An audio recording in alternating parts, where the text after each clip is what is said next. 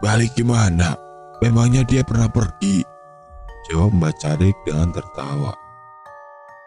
Gini Yonang, sudah saya bilang, Pencolo ndak bisa dilarung. Pencolo itu sudah seperti istri di Mejo. Yang pertama, dulu kan yang larung bukan bapakmu sendiri, tapi anak-anaknya yang sebenarnya nggak tahu apa-apa. Ibumu itu dulu yang ngeyel nyuruh keris Pencolo dilarung gara-gara dia sakit. Padahal sakitnya mendiang ibumu itu wajar. Cuma kebetulan saja 7 hari setelah keris itu dilarung, beliau meninggal. Begitu kira-kira kata Mbak Carik kepada Pak Ade Cokro dan Ayah Rudi. Terus sekarang bagaimana Pak Ade? Solusinya biar si Pencolo ndak muncul-muncul lagi, tanya Pak Ade Cokro. Ya ndak bisa. Pencolo itu ada sebelum kalian ini lahir. Bahkan sebelum Dimejo nikah sama ibumu. Gini saja, nanti kita ke rumah. Saya mau bicara sendiri dengan Pencolo, kata Mbak Carik kini dengan muka yang serius. Perbincangan berlanjut cukup panjang hingga sore menjelang. Barulah mereka kembali ke rumah itu dengan mengajak Mbak Carik. Anak dan istrimu jangan tidur di rumah dulu malam ini, bisik Mbak Carik kepada Ayah Rudi sesaat setelah mereka sampai di rumah. Singkat waktu setelah bertegur sapa sejenak, Ayah pun menyuruh Rudi dan Ibu untuk menginap ke rumah Pak Ade Cokro malam ini.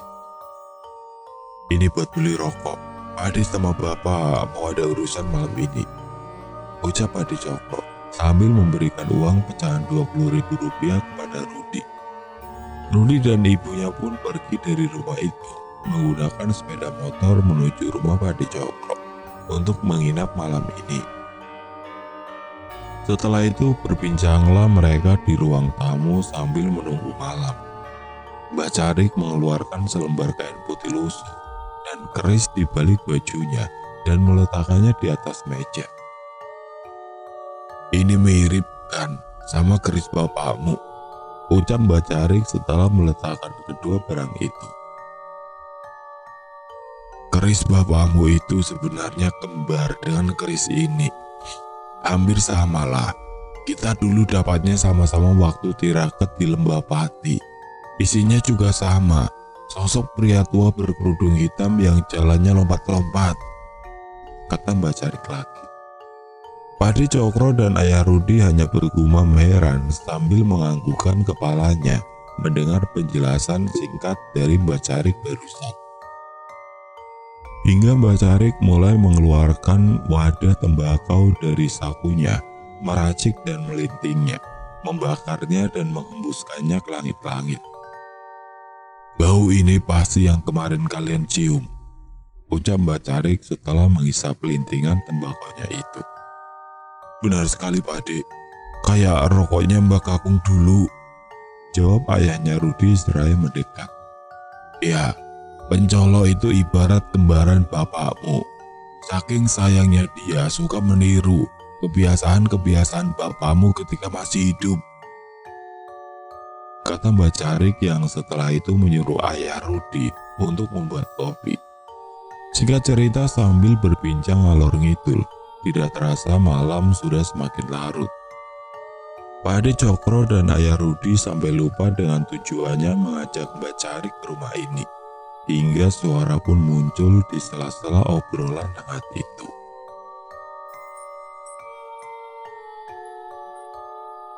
Shh, Mbak Carik menyuruh Pak Ade dan Ayah Rudi untuk diam. Itu, Pencolo sudah bangun, kata Mbak Carik seketika membuat Ayah Rudi dan Pak Ade Cokro tengkuknya bergidik.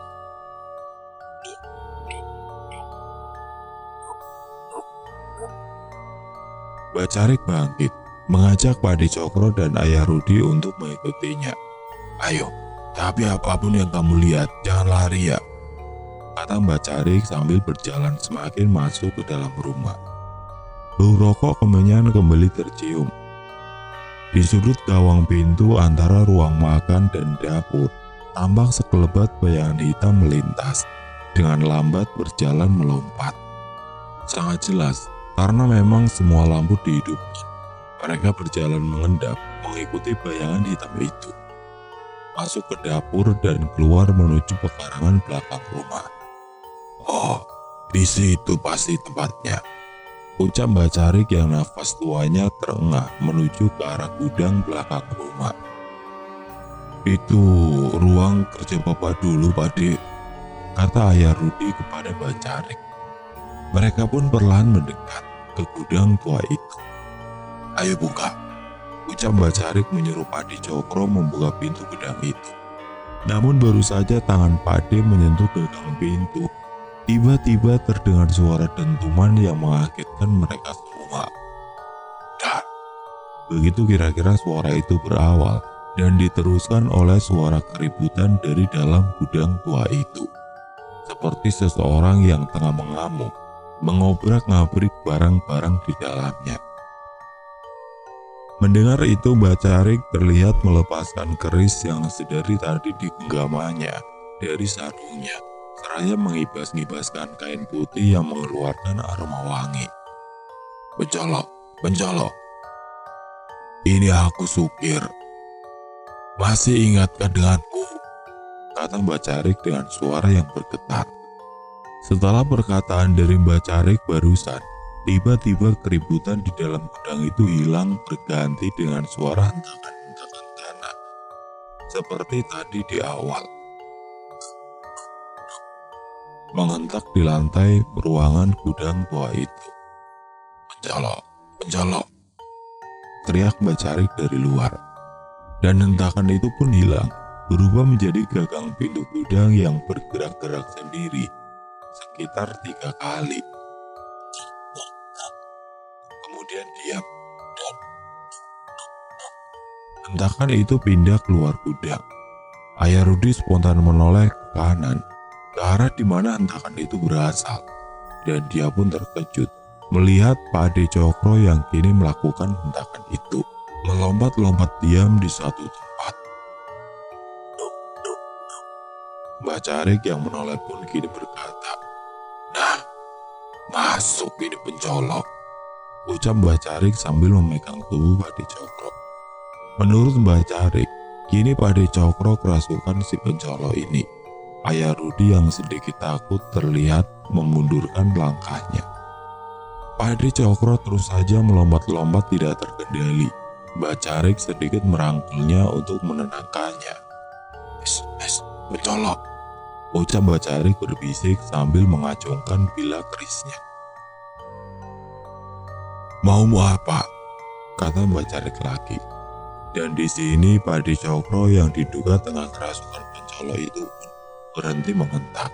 Pak De terdiam dan lama-kelamaan mulai menangis terisak.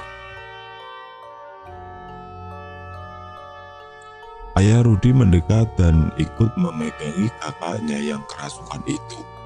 Sementara Mbak Carik terus-menerus bertanya, apa sebenarnya yang diinginkan oleh pencolok ini? Hingga entah apa yang terjadi, tiba-tiba Pak De Cokro terhuyung dan terjatuh lemah setelah wajahnya diusap kain oleh Mbak Carik. Ayo, digotong masuk, ucap Mbak Carik menyuruh ayah Rudi. Pak De sedikit sadar dan dipapa oleh ayah Rudi. Sampailah mereka di ruang tengah. Itu gudang harus dirapikan, ucap Mbak Carik terengah-engah sambil bertolak pinggang. Pak De yang sudah semakin sadar sepertinya juga mendengar perkataan dari Mbak Carik barusan.